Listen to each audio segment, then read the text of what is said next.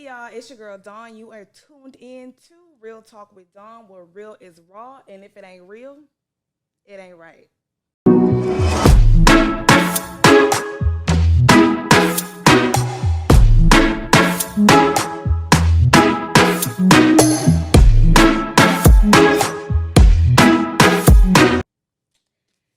So, you guys, I have a special guest, Amy. Hey. Hey, honey. How are you? I'm good. How are you? I'm good.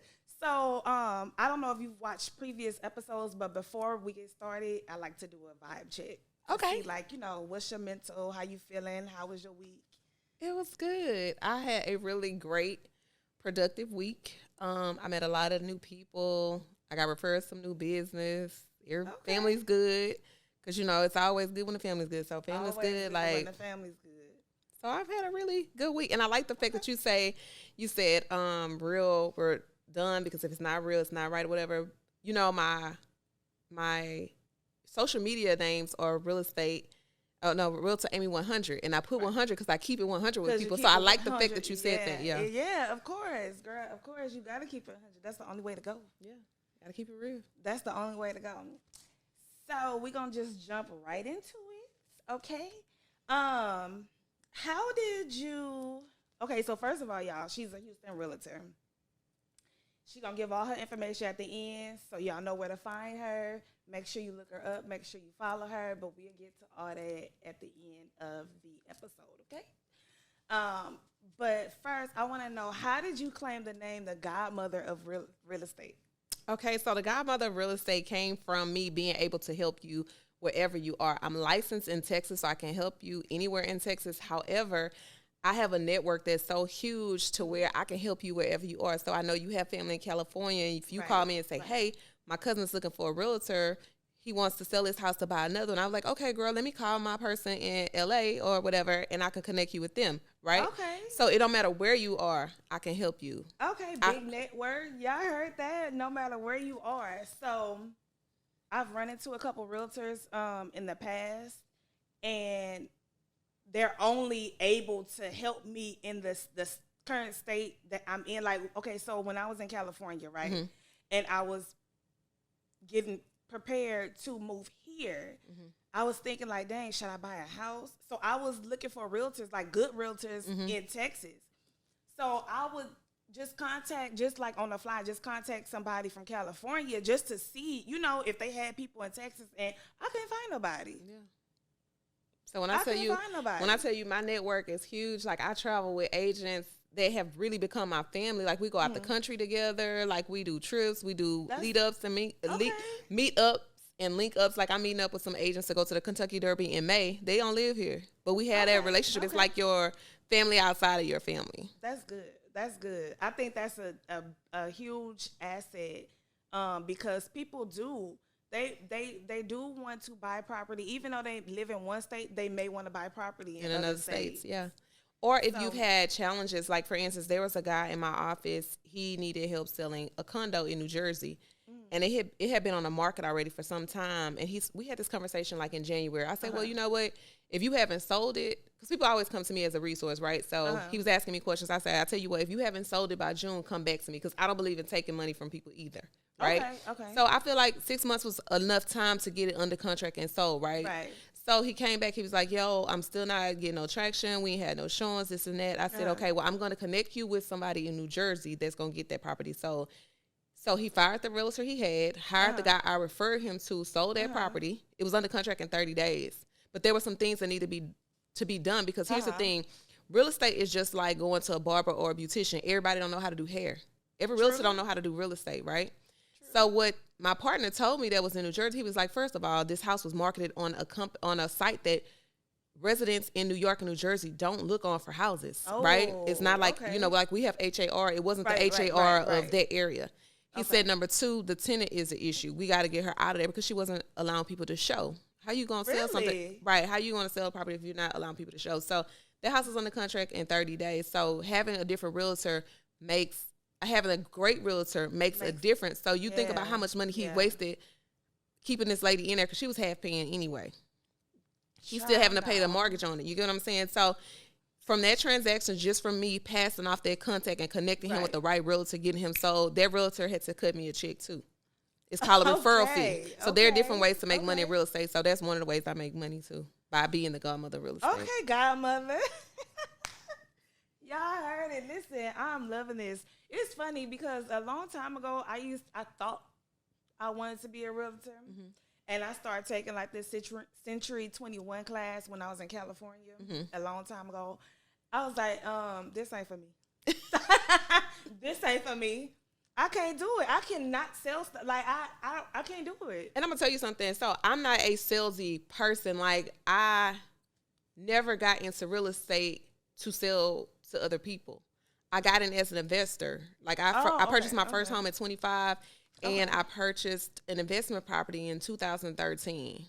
And when I sold it, I only sold it because I was at a point in my federal career that I was like, you know what? It's time for me to promote to the next level, right? I'm looking at the short end because I only got these many years because 25 is my number. I'm not staying past 25. Right. Okay. Unless for some unforeseen circumstance, I got to stay. But I don't want to give the government no more than 25 years. No more than 25. Okay. So I was like, you know what? I need I need a higher paying position because you have to be there 3 years to get their retirement. So I was like, you know what, let's sell the duplex first, then we'll sell our primary residence because I was preparing to move around to promote if the position wasn't available here. And so when we sold the duplex, we walked away with $40,000.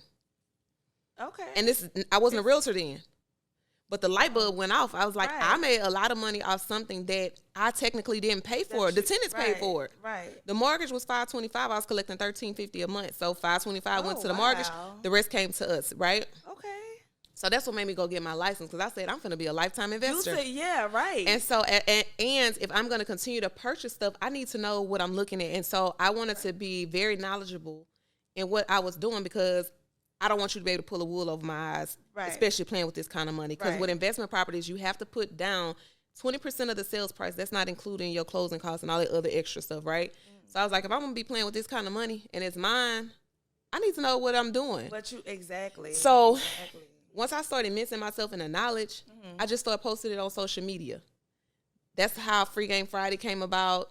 That's how I started adding like Tipsy Tuesday here and there. But that's how Free Game Friday really started. And so it flourished into a really great business because people started gravitating to me, and then I started having seminars. Right. So that's how it really started. But I went after the knowledge first, and that's how the business came. That's the good way. And you know what? Honestly, I only wanted to make enough money just to pay my real estate fees. That's it. You ended up making. Girl, what? I make more money than I make with that it took me 21 years to make with the government. So I was like, girl, okay. Where you been all my life? Right. You found it, okay? You did your big one with that. Oh yeah, I love it because it don't. When you genuinely like helping people, it don't feel like work. And anybody that work in the government with us can tell you when it comes to promotion, I've been helping people for years. That's not a part of my job description. Right. It was when I was a supervisor. Right. But it's not a part of my position. The position I've been in for 14 years now. That ain't a part of my position. But I like seeing people grow, and I like elevating people. Right. And what most people don't understand is you get your blessings from God, but you get them by helping other people. True. I can't tell you how many times people done try to pay me for helping them promote. I was like, you don't owe me nothing, but I need you to help the next person. That's it. Right. Help somebody else. Yeah. Okay. So tell us a little bit about Free Game Friday. Okay, so Free Game Friday is basically a segment that I do every week to educate you or just put some free game out there about the industry. Every now and again, I'll throw something in.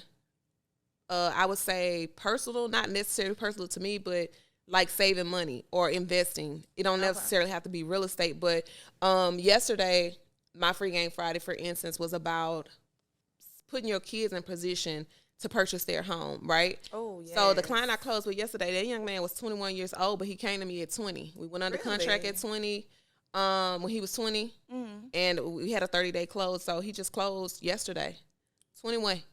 And you don't have to be rich. You don't have to have this corporate job. You just have to be smart. And they have down payment assistance and all kind of stuff for first-time buyers. But just put him in a position, and he's going to rent his rooms out. And I said, I'm going to help you be a millionaire. And I am. Because he's young enough he's starting out by himself. He's already leasing his rooms out because I told him. And I was like, you can make money with this. And I'm not one of those realtors that's going to tell you to go get this mansion your first time buying a house. I don't care if you by yourself. I don't care if you with somebody. I'm going to say, do you plan on building your real estate portfolio at some point? Or you just want to buy your dream home and be done? Because if you tell me you want to build your real estate portfolio, I'm going to say, well, this is not the house you want. You want to start here. Stay here a couple of years, move, buy another one, rent that one. And just keep repeating that process. And then when you're at a place where you say, okay, I got enough properties that I want, then go buy your dream home. Because if you do it the opposite way, buy your dream house first, and that debt going to be counted towards you. And you're going to have to pay 20% of the sales price in whatever house you move in. Y'all catching these jewels she dropping. Are y'all catching them? Take notes. Grab a piece of paper and a pen. I even told my daughter, like, instead of whatever school she decides to go to, if she decides to go to school, we're going to buy her a house because it just makes more sense. CENTS, right? Why I'm going to get this school all this money for 4 years or however long she going to be there, that's a down payment on a house. If we get her a house, she can rent the rooms out. And I posted it on my Free Game Friday probably 3 or 4 months ago. It just makes more sense. But we're so conditioned to sending them to school, putting them in housing up there, you know. Right. And I'm not going to lie. The first year is probably good for all freshmen to be on campus just to see what it's like to get their feet wet. Yeah, to be in the projects, basically. Right. You know what I'm saying? Yeah, low means, no car, none of that. Yeah. They don't need a car their first year either. But just to see. So that way, the next year she can appreciate having her own space, right? Right. And rent those rooms out. Okay, that's smart. That's super smart. I told her, I said, listen, you better not call me for nothing but prayers and guidance. Because if I set you up like that, there's no reason you should be calling me for money. Right, exactly. And if she's smart, and here's the thing, you can set kids up with stuff, but you always have to manage their expectation. You can't just let them loose. You can't even send them to college and just leave them. Right. You still got to check up on them. Hey, let me see your report card. Because they still kids to a certain degree, you know, until they get to that point where they're on their own. Yeah. You know what I'm saying? Age don't always equal responsibility. Absolutely. Yeah. Absolutely. And, you know, this generation is different. Very different. Very different from ours. We was grown in elementary doing stuff, cooking and all that. They're a little behind, I'm going to say. Yeah. So, how do you rank Texas as far as selling homes for a realtor? I don't know. I never looked at it, but I can tell you as a dual career agent, and dual career basically means I have a career outside of real estate. In the office I just transferred from, I'm with the same brokerage, just a different office. I was number 5, and that's out of every agent in that office that's an individual agent. That's not easy to attain, right? But the way I obtain it is running a really tight schedule. I put everything on my calendar. I put you on my calendar. Because if it ain't on your calendar, it's not going to happen because I'm busy. You know what I'm saying? Right. So I have you today. I have a Galentine's today. I have a gender reveal today. And I have a dinner party today. And I had a Zoom call at 10. Talk to my team lead at 11. So, yeah. Girl. And that's after I drop my daughter off at the nail shop. So the thing is with my schedule, though, being a parent, being a wife, being a provider for my parents, because my father lives with me, it's God first, my family going on my schedule next, and I'm working my business around my family. Then it's work. Like, I don't show houses every day. Right. I'm only showing houses Monday, Wednesday, Friday, Saturday, and Sunday. Okay. And that's after work. But I'm off on the weekends. I'm off every Friday, Saturday. I'm off every other Friday, Saturday, and Sunday. And then the following week, I'm off Saturday, Sunday. But they're my non-negotiable. Unless you flew in from California and it's the only day you can go is on a Tuesday, then I'm going to switch it up. But if they have a game or something, I'm not switching it up. I'm going to pay somebody else to go show you. Okay. That's big boss status. Yeah. You can't replace your family. You can replace clients. You can't replace your family. Exactly. That's a word. So I was going to ask you, how do you juggle being a mother, a wife, a realtor, having a 9-to-5, and you take care of your father? It's not easy, right? There was one year I actually scaled back from the business to be more attentive to them because my dad was really sick, my mom was really sick, you know. So again, I said God first, family, then the business. Right. I scaled back from the real estate just to focus on them. But you just have to prioritize. You have to do a lot of self-care. You have to be intentional about that too. Getting your hair done, getting your nails done is not self-care. And my doctor had to tell me that. She was like, that's not self-care. That's maintenance. You need to be intentional about you. Since you are there for so many people, you have to take care of you, because if you don't take care of you, you're no good to nobody. Yes, correctly. Yeah. I mean, correct. So you have to be intentional about that. So working out to me was a stress relief. So I started getting up early in the morning, which we talked about before. Because even when I'm not even when I'm not working out with my trainer, I do my own stuff at home. But I started working out when things got stressful. I started working out early in the morning, and I noticed it was a good stress reliever for me, and it's put me off on a good foot. I'm in a good mood, like I'm on 100. I'm like on 10,000, but I have to get up at 4:30 to be in the gym at 5. I need that energy because I swear I always have it in here. Get up in the morning, work out, prepare for whatever, and then get ready for work. And I try to set a schedule, but it don't happen like that all the time. So I'm gonna tell you, if it's just me by myself, when that alarm clock go off, I'm like, ooh, I guess I could go tomorrow. Do I want to actually get up? Or can I go? I'm going to just go this evening, knowing I'm not going to go in the evening. Right. But what I did was I first started going to the gym in my neighborhood because we have one in our neighborhood. But when I got back with my trainer, I was like, you know what? I need some accountability.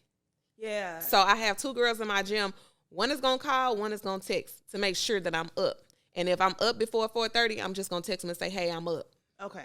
And then I'm going, because I feel like if you took the time to call me to make sure I'm up, how would I not show up to the gym, right? Yeah. And whether it's work or gym or whatever, it's like whatever results you want.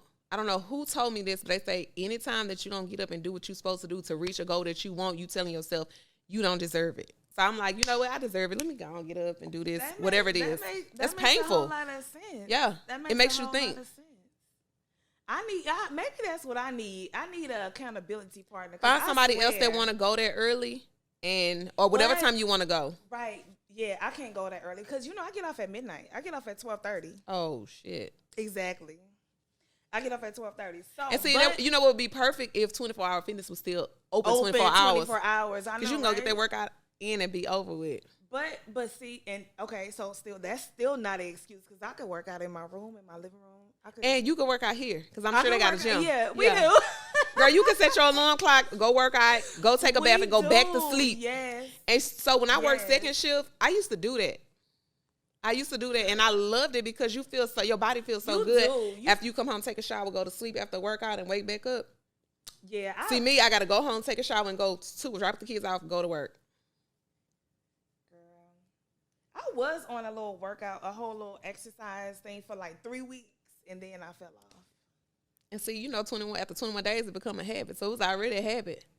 You just got to get back into it. I need to. I really need to because, girl, baby, I need to shave some of this stuff down. Girl, you look good. I don't play. Girl, when I suck it in, I do. When I suck it in, I do. Shoulders back, chest out. Listen, and the angles, look. Yeah. Don't play with me. But so okay, I'm curious to know what's the highest selling house? So the highest selling house that I've sold is in the 600s, and that's also the highest amount that I've walked away from because I don't let clients play with me either. Like I don't care how much commission is on the table. You're not finna play with me.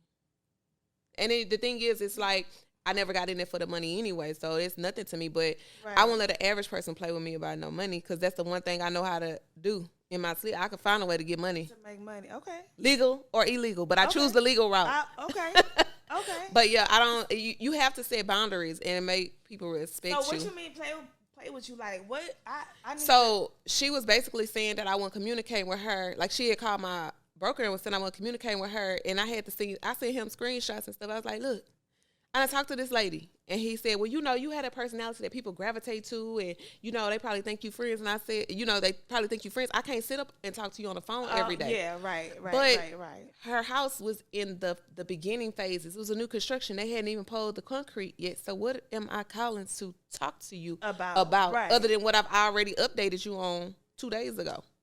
But what happened was when I talked to the sales rep, I was like, what's going on? She was like, girl, she talking to this other lady that's buying a house, and that lady's realtor is her friend and babysits her kids and all this kind of stuff and drives by the property every day and take pictures. And she said, I told her, realtors don't do that. She said, that realtor's only doing that because he's friends with her and he lives in the same community. This house was way in Katy. She wants you to be her friend. This house was way in Katy. And I said, you know what? Yeah, I'm done. You don't lie on me. And here's the thing. sometimes clients' expectations could be realistic, and I put everything on the table up front. I would have put so much energy having to deal with her and pacify her, right, and not ignore, but taking away from the time and attention from my other 12 or 13 clients. Right. No, I'm not finna do that. I'm not finna do that. I'm not finna neglect nobody else because you have unrealistic expectations. I'm not the realtor for you. She said she wanted to go out and have drinks, Amy. And I do that that's the thing. I do that with my clients. I've been to little babies parties. I've been to like graduation parties, game nights. My clients become my family. Like, we really hang out. We really do. For real, yeah. But you ain't finna be lying on me though. Right. You know, saying you ain't talked to me and I gotta go pull receipts and say, hey, yes I did. She lying. Don't lie on me.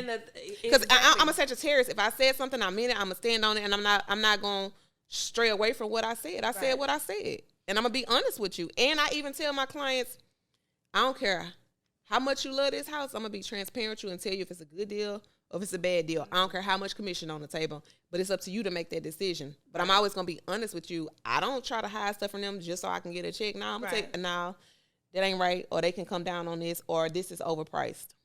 Okay. So what are some of the challenges people face when they're trying to buy a house? I would say the hardest part is making a decision, right? And what I try to instill in them is this your first home or your forever home? Mm-hmm. If this is just your first home, think about some of the things that you just don't have to have, right? Whether it's embanking stairways or 5-bedroom, whatever it is, this is a starter home. This ain't your forever home. So don't waste a lot of money trying to get this $600,000, $700,000 house or $500,000 house. Get something that's within your means and where you're still able to save, live, travel, or whatever it is. That would be the hardest part, right? Okay. If it's a couple, it's them agreeing on the same thing. Right. Credit, I see, is a lot of challenges for people. And right now, the credit limit has been lowered to like 580. Really? So you don't have to be in the 6s anymore. What else? Them wanting to I'm gonna say on a resale home or used home, them not wanting to offer what the seller is asking for. I'm always gonna run numbers to see if it's even listed correctly. Okay. But coming in significantly lower than what the seller is asking, and then wonder why their offers are not winning, right? Sellers are in the business to make money. We ain't in that season where you can just really throw them a couple of dollars and think they're going to take it. And do you need closing costs too? No, they ain't going to give you both, right? So it's just getting them to understand everybody not in this business to just really make money. Some people genuinely care because I negotiate for my clients like it's like I'm buying a house, right? Right. So I'm going to get you what you're going to get. So I would say that's the biggest challenge. Number one, finding a house, and two, understanding that, hey, you can't just really underprice the seller with your offer super significantly, not in this market, because the markets do change. If you really want this house, then they lose out on this house because now your client can beat my client's offer because you wasn't listening, right? And so now we back going to look at houses again because you already lost the one that you love. Or I'm gonna say from a realtor perspective, I'm working with you. You tell me what you want to offer on a house, and your offer is fair. Then you come back and say, oh, well, my auntie said I should offer this, or my boyfriend said I should offer that. Guess what? This ain't your boyfriend or your auntie Lane. Like, I do this every day. Like, I know what these people gonna accept, and I've had to go through that with a couple of clients until they got to the message like, your offer gonna keep getting denied. I'm gonna put what you tell me. I'm gonna give you my feedback. It's up to you to listen, but I'm gonna show you, and then I'm gonna ask the listing agent, why didn't the offer get accepted, for her to repeat everything that I've already educated you on, and then I send it to you. Then it resonates. Oh, okay. But it happens sometimes. That's because people think they know everything, and then, like I said, people always tend to listen to other people that's not in the or don't even have a house. They don't even have a house. Never sold a house. Know nothing about real estate, but you want to go, and then people always want to go by, I heard this, I heard that, somebody told me this, somebody told me that, instead of I saw on Instagram or I saw on TikTok. Yeah, I would just say trust if you took the time to do your research to hire their realtor, trust them. Read their reviews, to see what kind of person you're dealing with. So you did say earlier you invest in real estate. Absolutely. yourself. 100%. So what I started doing when I first got into the business is all my real estate money, I just invested right back in the real estate. So let's see, since I got my license, I have purchased 7 properties between 2017 to present. And so this year I want to set myself up to purchase 2 more because my goal was to buy 10 houses by the time I was 50. So, I sold 4 of the properties that I bought within the last 7 years. I just flipped them and made double and triple, even 4 times what I purchased them for because they were lots. So when you flipped them, did you do any type of renovations on them? These were just lots. Oh, So just I lots. bought 4 Okay. lots. I gifted 2 to my kids. I bought them 1 apiece. And when I saw an opportunity to make money on them, because I bought them to build houses on. So let me say this. When I got into the industry, I got in it to save on my commission and to build my own houses and sell them. Like I wanted my own Amy Arceneaux. They got Perry, they got Weston, they got David Weekley, all of them. I want them to be my own builder.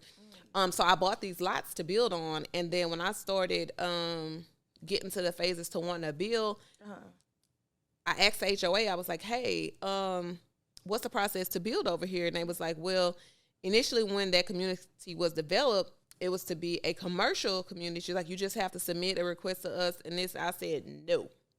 Because here's the thing. If you're purchasing a house, do you want to purchase a house that's mixed in with strip centers and stores and stuff? Absolutely not. So like this your house, it's a gas station next door or a shopping strip. No, who wants to live there? So I was like, yeah, let me off this real quick. So I sold it. So one of the properties I sold for double, 1 I sold for triple, and 2 I sold for 4 times what I purchased it for. Oh wow. So yeah, and that's what I love about real estate because it appreciates soon as you pretty much get it, like within a year or so. Right. And sometimes if you get it at a good price, when you buy it, it already has equity in it. The client that I was talking about, he already have $2,000 worth of equity in his house. The 21-year-old. Wow. Not to mention, I had already negotiated $7,000 for him from the agent. So here's the thing: when you want to under offer, you leave me little room to negotiate to get the money on the back end. Just offer them what they gonna offer them, what they want, right? And that's if it's priced right. Offer them what they want. Let me negotiate on the back end because I'm gonna get you some money, right? Okay. But if you not giving them what they asking for up front and then you want to ask for money later, it don't work like that. They ain't gonna want to give you both of them because again, they want a profit. Right. It has to be they have to see value in it to even give you that money. You know what I'm saying? Right. But if you already undercut pricing them, they ain't gonna want to give you the money too. But y'all got him like $7,000 back too from the seller. That's good. So, because I was gonna ask you that if homes are the only thing you sold, you've sold land too. I've sold land. I've listed land. The only thing I don't focus on is commercial right now. But I do have somebody on my team that anytime somebody come in with me for commercial, I place them with one of the commercial people on my team. Okay, yeah. I was wondering that too. Because I know people look for like retail spaces and stuff like that. I got you. Whatever you need. I'm the godmother, baby. She the godmother. What you want? Y'all better, I hope y'all listening and taking notes. Because this whole time, she been dropping gems. That's what I do. She been dropping gems this whole time. So what are some of the questions that you get most often as a realtor? Is now a good time to buy? And my response is, if you ask me, I'm going to say yes because I'm an investor. It just has to make sense to me. And I mean CENTS. It all boils down to money. Can I make money off this? Can I resell it? Is a good price. Even ugly houses sell, right? So as long as the numbers make sense and the math is mathing where it's going to be profitable to me, oh yeah, I'm going to buy it, right? Okay. Interest rate or not, because people were so spoiled on that 2-something, 3-something interest rate that you probably won't ever see again or no time soon. I missed out on that. Yeah, that was, and I refinanced. And here's the thing. Everybody that had a higher interest rate when they purchased, including myself, refinanced. And that's what we're trying to remind people. Hey, the rates were never that low. Right? If you go to your granny, great-granny, older people in your family or your older friends and see what their interest rate were, they were paying well over 8%. Some were even 14%, right? So anytime the rates drop, that's when you refi. Okay. You know, so that's the common question I get. Is now a good time to buy? Is now a good time to sell? As long as you price the house right when you're selling it and it's cute Right. People gonna buy it. If your house needs a lot of work, only people that's gonna be looking at your houses are investors.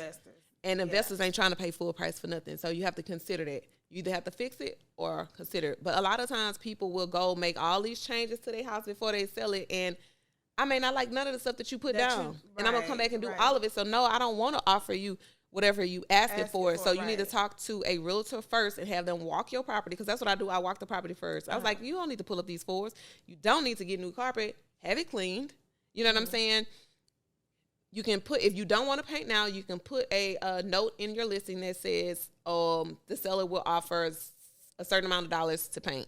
Oh, okay. Contribute to you to go get it painted or whatever. But that's the common question. Is now a good time to buy? Is now a good time to sell? Yeah.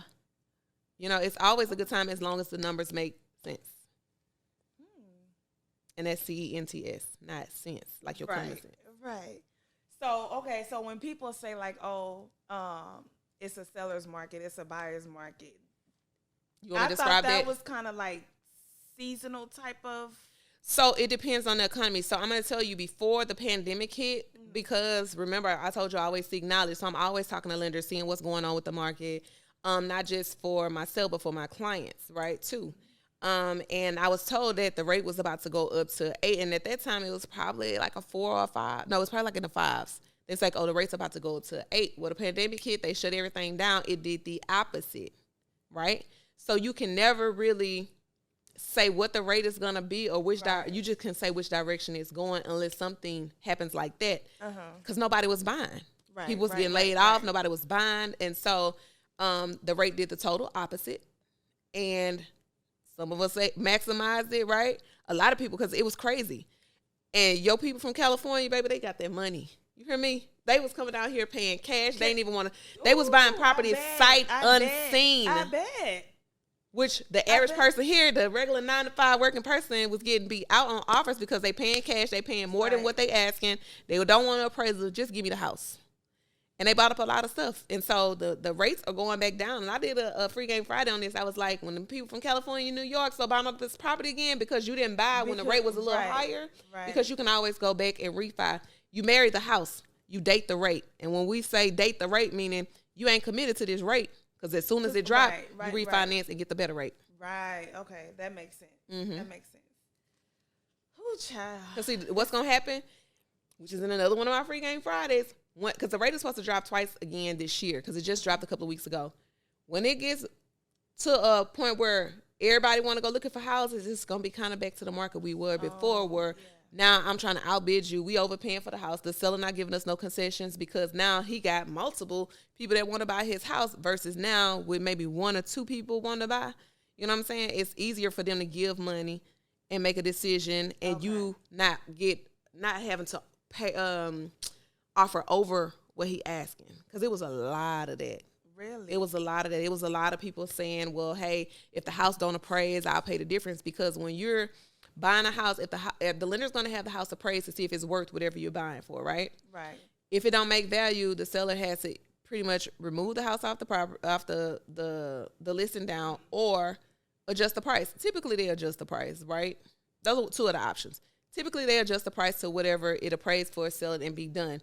But if you know your house is worth more than that, because I've seen a house underappraised by $80,000, and we was like, nah, this ain't right. We got to reappraise by somebody else.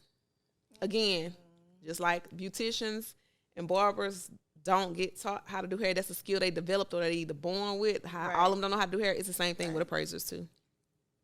Okay. I think I've heard that before with appraisers and inspectors. Like you should get more than one inspection. You don't have to get more than one. You just have to find the right one and see what they do. And typically, I don't refer my clients to anyone that I have not used because I can't vouch for that person. Right. So I refer them to people that I've used. So you have a full on network. Like you have everybody that I got you a team, need baby. I'm the godmother. I got a team, and that's how I did my seminars. I didn't just have me talking. I wanted to provide what I didn't have when I bought my first house because my realtor was horrible. I didn't learn nothing. Only thing I learned was that my mortgage went up every 6 months after like a year or 2. And I was very upset because I wasn't forewarned about that. I didn't know nothing. And so that's why I'm very big on educating my clients. I don't just want to sell you a house. I don't just want to help you buy a house, I want you to know this process. So if you went anywhere in America, you know how this process is going to work or how it should go. It might be slightly different in another state, but for the most part, you know what you're talking about, right? Or you can help somebody else that's buying a house. Technically, you should be referring them to me so I can help them. Right. But at least you can say, nah, that don't sound right. Right. And honestly, I've had clients call me and they say, hey, my coworker said XYZ element of P. Is that how they go? And I was like, no. And they was like, I didn't think so. Right. She lying. You know what I'm saying? You're able, when you know how stuff go, you're able to depict like you like, nah, that ain't right. Yeah. That don't sound right.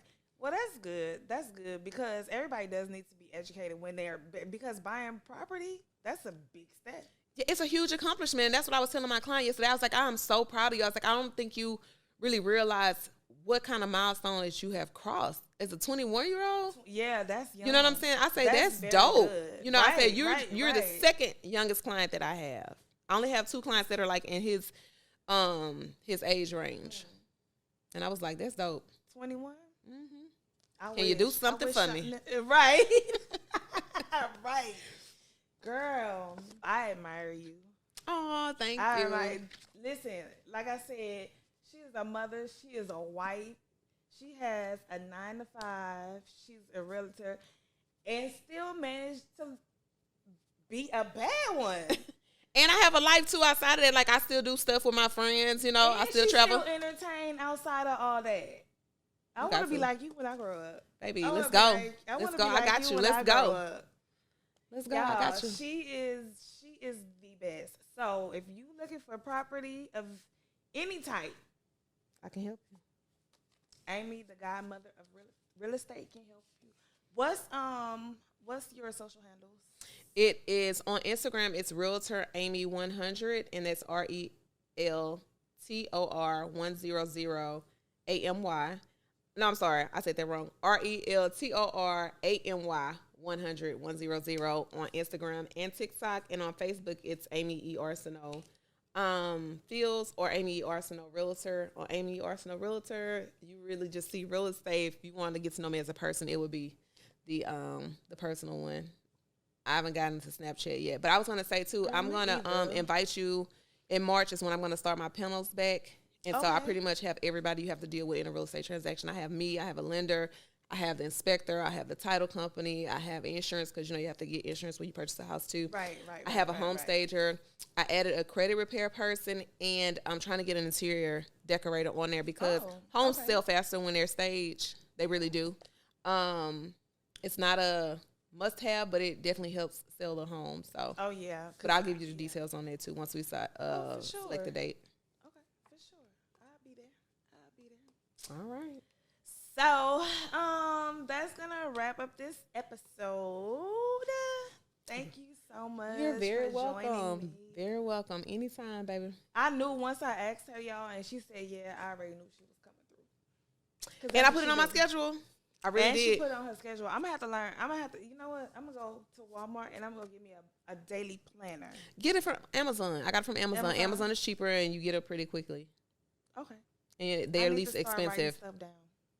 And I get the one that have like the overview of the whole month, and then they have the daily breakdown, like the following page. It breaks down the weeks. Oh, really? Okay. Now on my calendar first, I have prayer. Then I had a gym. Okay. That's important. That's important. And then I do my day. I even put reading on my calendar too because if it ain't on your calendar, it ain't gonna happen.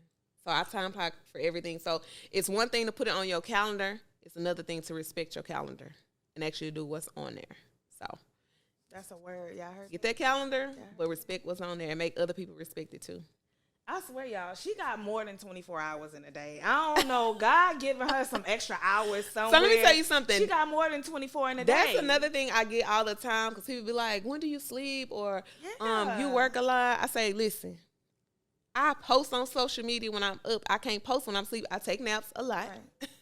I take naps a lot, and I do sleep. But some days are longer than others. Like, they really are. Some nights I might go to bed 11:30, 12 o'clock. I start putting a daily reminder for me to go to bed. But if I got work to do, I'll kind of ignore it a little bit. If it's something that's pressing, it got to be done today. Like if I got to submit an offer on a house or get a contract executed, I ain't getting no sleep. I'm going to go to bed later. How do you keep your energy level up? So with that gym is what really had me amped up. I've noticed, my coworkers have noticed, if I go to the gym, when I come to work, I'm on 10. Hey, y'all, what's up? What we doing today? Oh, you looking good. That's cute. When I don't go to the gym, baby, I'm not saying nothing but good morning. I'm saying good morning, and I'm quiet. I am a mute, okay? But when I go to the gym, baby, I'm live. I'm wide up. You know what I'm saying? It's like I done slept 8 hours. Oof, Lord have mercy. I need to try it.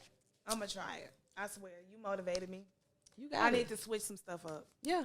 For real. Absolutely. And what you focus on expands. So what you really want to do or whatever goals you have, just make sure that's your focus and build you a little community that's trying to do the same thing. Right.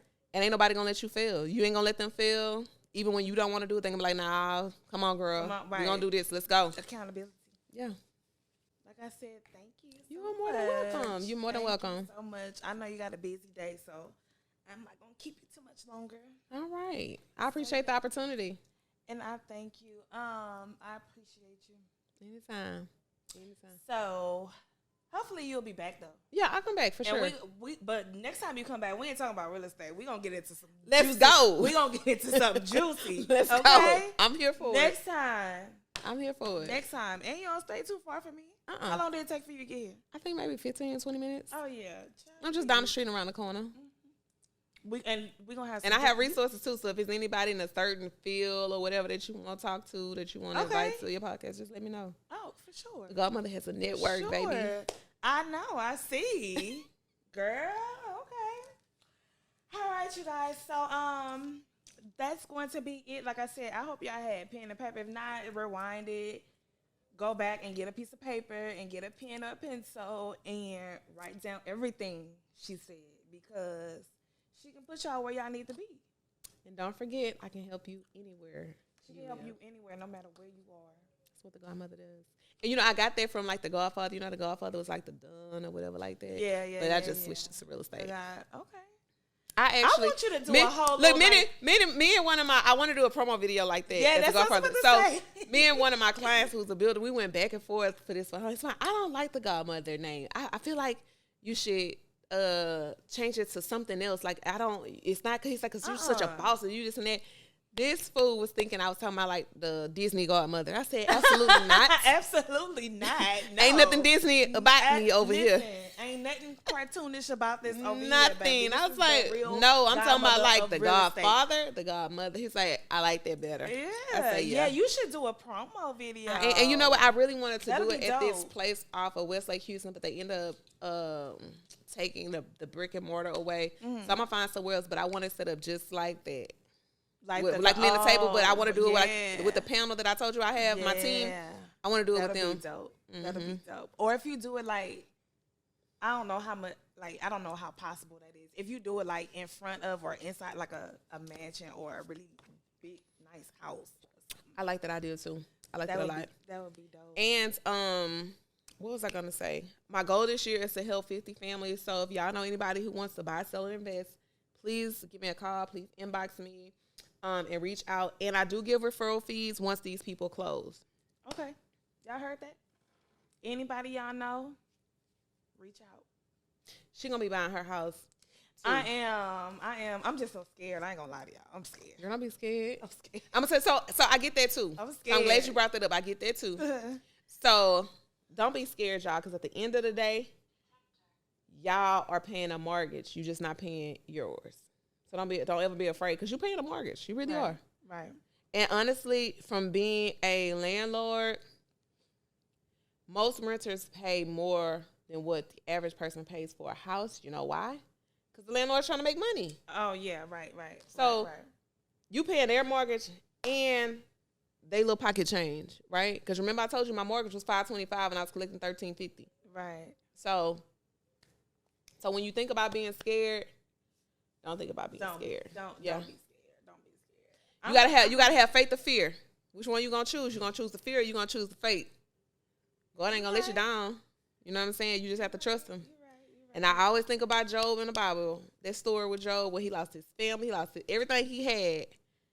And God restored it, but it was just a test of his faith, right? So I always think about that. I be like, if I pray where I worry, if I worry where I pray. My mom used to always tell us that. I was like, you know what, God, you got it. I'm going to trust whatever it is. Even when I would apply for positions and I didn't get them, I always got something better. Like after the first time I applied for something, I didn't get it, but it was a lead hating on me too. Like for real, because it used to be bad back then. Before they stood up like, baby, I'm not one of them. Like I'm not kissing up to nobody. I have organic relationships with people. You know what I'm saying? So that wasn't me. Right. And I was in my early 20s too. I was still a little ignorant. Girl, I'm not doing that at all. So, anyways, I said that to say this. I didn't get the lead position, but I ended up getting a supervisor position. So after that scenario, I learned to just trust God. All right, I ain't get it. All right, cool. Yeah. This ain't what you wanted from me. I always say, if it's your will, whatever. It'll be done. Even with getting a house or a car or whatever, because a lot of people ask me because I want a luxury car, but I haven't got it yet, and they was like, well, why haven't you? I said, it ain't time. You know, it's stuff I wanted to buy real estate wise first and do. When you fear, when I say faith or fear, faith or fear. Yeah. I wouldn't be fearful. It is a huge step, right? Just make sure you're doing your due diligence. What you have, do your due diligence up front. Like I like to educate. I'm big on education, so I like to sit down like we did. I like to sit down with you first and go over the old process. I didn't do that when I bought my first house. You know what I'm saying? So. Questions are very important. Don't feel like you are irritating your realtor because at the end of the day, that's what you're paying them for. And as a buyer, most buyers don't know this. As a buyer, typically the seller pays for your realtor, so it's free to you. It's free knowledge. Even when you go into new construction, that's like my pet peeve. Mm-hmm. A lot of buyers go into new construction and don't even realize what they're doing. They don't realize all 9,000 of those pages they're signing, but then they call you after the fact and say, "Hey, I went and signed a contract in new construction. What does this mean? What does that mean?" That means you should have hired your realtor first. Because don't call me asking me for advice. I start making people pay. Because at the end of the day, the time I'm taking with you to help get you out this hole or to figure stuff out or to negotiate for you after you've already won the contract with these people, you taking away time from these paying customers. Right, exactly. So, you're going to pay too. Yeah. And at first I didn't, but now I do. That makes sense. Because I done told you on like a million free game Fridays, your realtor is typically free to you. Definitely new construction, they pay your realtor. You don't pay your realtor. It's free to you. You typically pay when you are selling your house. Okay. A lot of people didn't know that. Now y'all know. When you're selling your house, that's when you pay a commission. Okay. Now, if the seller not paying a commission to your realtor, that's the only time you would pay. Okay. Makes sense. But yeah, it's just like you going to court against the district attorney, but you ain't got no representation. Not even a court-appointed attorney to represent you. Right. When it was free. And it's free. That's how it is you going into new construction by yourself. You don't know what you signed up for. And a lot of people lost their homes during that low interest rate phase because what the builders started doing is they started being greedy. They started putting a verbiage in the contract that basically said that if the house didn't appraise, you have to pay that gap. So if the house is listed for $350 and only pays at $300, you got to come up with that $50,000 plus all the other money your lender told you had to bring to closing. Ain't a lot of people walking around with $50,000 just in the bank account to throw away. Exactly. In addition to the other money you have to pay. That you got to pay. Right. So, wow. So, and the thing is too, with you having a house, you have more control over your monthly payment. Right? You can shop around your insurance every year to lower your monthly payment. You get to file a homestead exemption. Whereas in a lease, you're going up every year or every 2 years, however long your lease is. Right. Yeah. Like because rent is steady going up. I got a client, she was leasing a townhouse. She was in a townhouse community. And when we got her house was in the 300s. It was only a $50 difference in what she was leasing. Really? It only went up $50. $50. That's what I need. $50. It only went up $50. I'm gonna get there one day, y'all. And if you are pre-qualified, let's say for $500,000, you don't have to go buy a $500,000 house. You can buy anything under that. Under that, right. So when your lender asks you how much you want to purchase a home and you haven't looked at homes yet, you just tell her him or her to pre-qualify you for what you qualify for. Right. Or pre-approve you for what you're pre-approved for, and then you can make the decision after. Okay. That's good to know. Because I think, I did. When I came to you, I did realize that not to max out your whatever you're pre-approved for. Mm-hmm. Yeah. Okay. You have that capability. And I think a lot of people don't realize that you can purchase multiple homes. So, like, let's say they tell you pre-qualify for $350 this year. That's all you pre-qualify for. Over time, you get promotions. You have paid off some of the debt on your house. You can pre-qualify for another loan, but you just let them know that you plan on leasing the house that you're currently in. And then they'll take that debt off of you. Really? You do need to have a signed lease saying that you're putting somebody there. Right. And then they'll qualify you for another loan. You go move into that house, lease that one, let somebody else pay that house off, rinse, repeat. Do it again. Okay. Once you get your mortgage, if you set up biweekly payments and then pay an additional 3 to 4 towards your principal each year, you can pay your house off in 7 to 10 years. And I found that out in talking to a lender because, remember, I was going after the research, after the knowledge. Right. And she was saying, don't look at the 30 years. Look at 7 to 10 years. That's what I was looking at. And she said, this is how you do that. Set your payments up on biweekly payments. And, just like 2 months out the year, we get paid 3 times. Right. So just know 2 months out the year, that biweekly payment going to come out 3 times. Right. Because it's set up every 2 weeks. Right. So if your mortgage is $1,000 and you're paying $500 every 2 weeks, 2 months out of the year is going to be $1,500 you're paying, right? But in addition to that, make 3 to 4 additional payments a year if you can. So like you doing overtime, just make an additional 3 to 4 payments. You pay the house off for 7 to 10 years. Now them other 20 years, you banking money. I would still be putting that money to the side like I'm paying a mortgage. So real quick, my boss was telling me, and a coworker went to my boss and he was like, hey, you know anything about compounding interest? And he was like, yeah, I got, I set mine up in the money market account. He said, but it still compounds interest. So he has his paycheck going to this money market account, and then he has many accounts set up in there. One is for vacation, one is for savings, one is for the mortgage, one is for a car. He don't need a car right now, but he's paying for his car in advance. And the way he does it is when his car dies, the wife gets a new car. He gets her previous car. And I was like, this is so smart. So he never has a car note. Never has a car note. Still gets his vacation, still saves. He said the money that they're taking for my mortgage is still compounding interest for those 30 days that it's there before they take it out.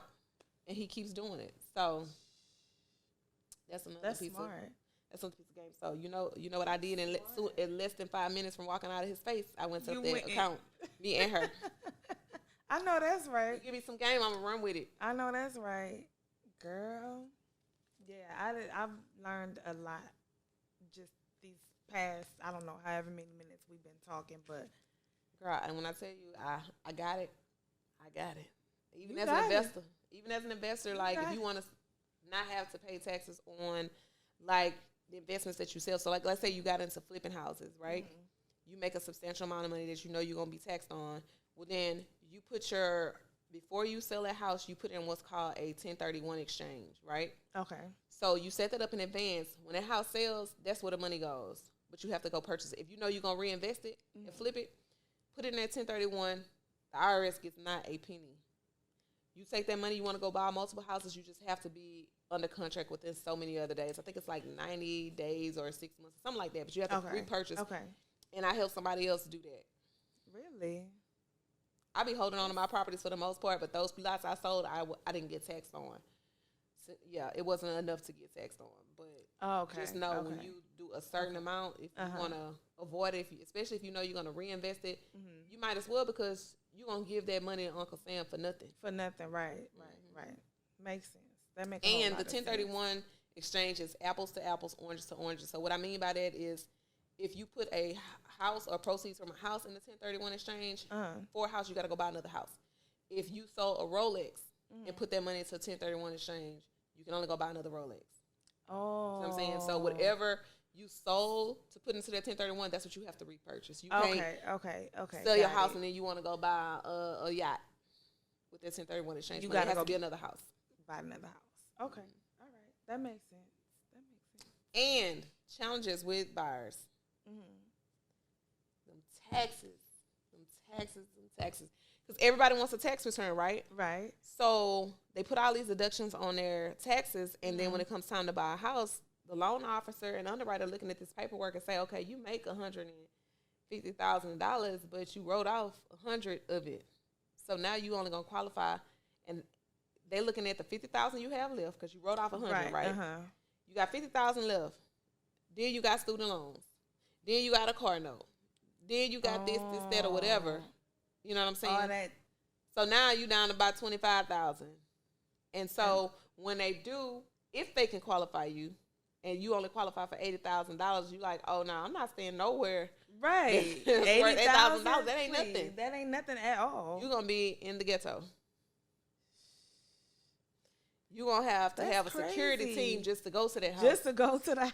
Yeah. So a lot of people that make significant money shoot themselves in the foot when it comes to those taxes. Now, the way around that is to go back and amend your taxes and claim everything that you wrote off that you probably shouldn't have been writing off. Or if you know you're going to move, or you want to purchase in the next 2 years, start claiming all your money. So that way you don't have to go back and amend. You can keep the little tax return you got before, but moving forward, claim as much income as you want. Now, you can go back later and amend your taxes and claim all of your stuff and get your refund once you got your house. But just for the purposes of qualifying, you want to claim all your income. Smart. That's smart. Okay. Well, thank you. You're welcome. My pleasure. Thank you. Anytime. Thank you. Y'all don't forget to follow her on Instagram, Facebook, and TikTok. Give them your social handles again.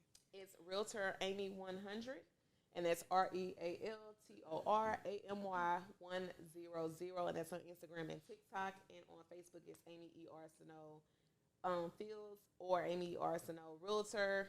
Now I'm gonna be honest and transparent with you guys. On Facebook, I really don't check my friend requests like that, so shoot me a message. If you send me a friend request and you were watching this podcast, then I'll know to go look and accept you. But Instagram and TikTok, it's instantly so. Right, yeah. And if you have questions, DM me. And remember, I'm trying to help 50 families this year. So if you know anybody looking to buy, sell, or invest, send them my way. Send them her way. Y'all check her out. That is really now going to wrap up this episode. Baby, listen, when the conversation is flowing, it's good. It's good. I can talk about real estate all day. Yeah. It's hard to just cut it off. Yeah. It really is. It's like putting a period in the middle of a sentence. Yeah, exactly. But you know, we may dabble on real estate again one of these days. Yeah, but you know, I'm trying to get her in some gossip, y'all. I wanna have some hot topics to talk about. Okay. Cause I know we gonna run it up. But so you guys, that wraps up this episode. And until next episode, you guys, don't forget, if you are not subscribed to my YouTube channel, please subscribe. Subscribe to my YouTube channel. Like it. Feel free to leave a comment. Hit the notification bell so you can get notified every time I post a new video. And don't miss an episode. And share it. If you do, just spin the block and watch all the binge watch. One day you're not doing nothing, sitting at home bored. Or at work. Bored. Doing nothing. Binge watch them. Don't forget also to share. Share. That's the big, people don't realize that. Like, if you get everybody, all your followers, everybody to share, that's something big. That's a huge piece of the support that people are missing. You know what I forgot to tell you? I'm a real estate coach now too. Oh, Lord. I just became a coach. Yeah. She done added something else to the... I was doing it anyway. I have so many people calling me that's been in the business way longer than me. But for one, my brokerage has taught me a lot. I learned a lot. And you get what you pay for. It ain't the cheapest brokerage out there, but it's just like with buying chickens. Do you want Church's or you want Chick-fil-A or you want Popeyes? It just depends on what you got to pay for. So, and it depends on what you want your business to look like. So, yeah, girl, I just became a real estate coach. Okay, so she a real estate coach, y'all. So y'all can and I still make everything happen. So, okay. So with being a real estate coach, that just you have I'm a helping other certain realtors. price. I'm helping them. So I get a percentage of their sale, which is like 9%. Oh, okay. Because in this industry, time is money, and if you're taking your time to help somebody else, it's gonna cost you. Okay. Right? Because I have a coach myself. My coach is $1,000 a month. I pay for a coach too. So even the greatest, I'm good at what I do. I'm self-driven. I'm self-motivated. But even the greatest athletes have a coach. Right. So for me, because I'm so busy, I need that accountability because on the days that I just don't feel like doing it, right. I'm paying her. So I'm going to make sure I do what I'm supposed to do. Exactly. Mm-hmm. Yeah. Okay, that makes sense. Y'all hit her up. She can get y'all where y'all need to be. Absolutely. All right. So we'll talk about myths on the next episode too. Talk about what? Real estate myths. Oh yeah. Because I've heard quite a few. Yeah. We're gonna talk about that. Yeah, we're gonna talk about that. Well, thank y'all. Thank you for having me. I appreciate you. You're welcome. Thank you for joining me. So you guys, that's it for this episode. Until next episode, see you guys later. Bye.